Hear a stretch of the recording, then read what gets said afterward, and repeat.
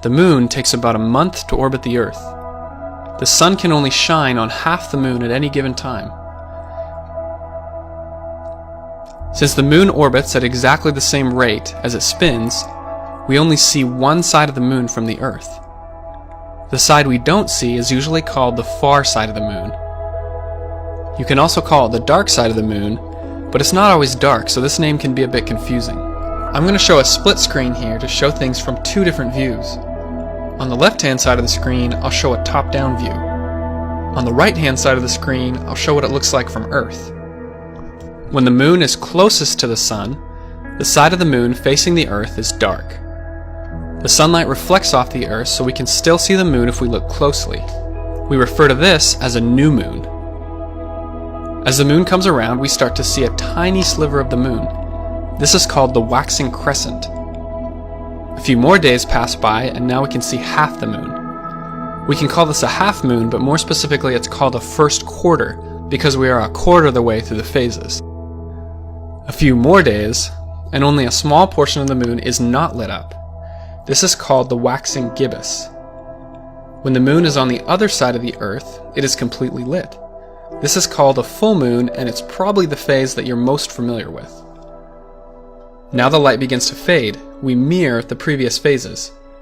Here's the waning gibbous, the third quarter, the waning crescent, and back to a new moon. Here's some tricks to remembering the phases. Waxing means the sunlit portion is increasing. Waning means the sunlit portion is decreasing. Crescent is where the moon is mostly dark, and gibbous is where the moon is mostly lit. Let's make sure we're accurate.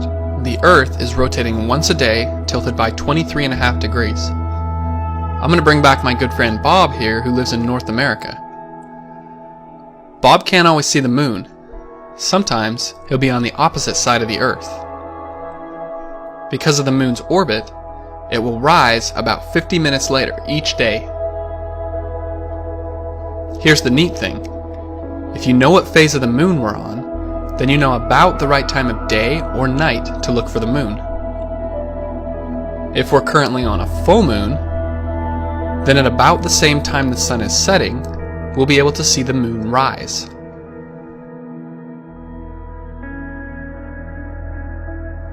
If we're on a new moon, it will rise at about the same time the sun rises. Now let's take a look at a first quarter moon. It will rise at about noon and set at about midnight.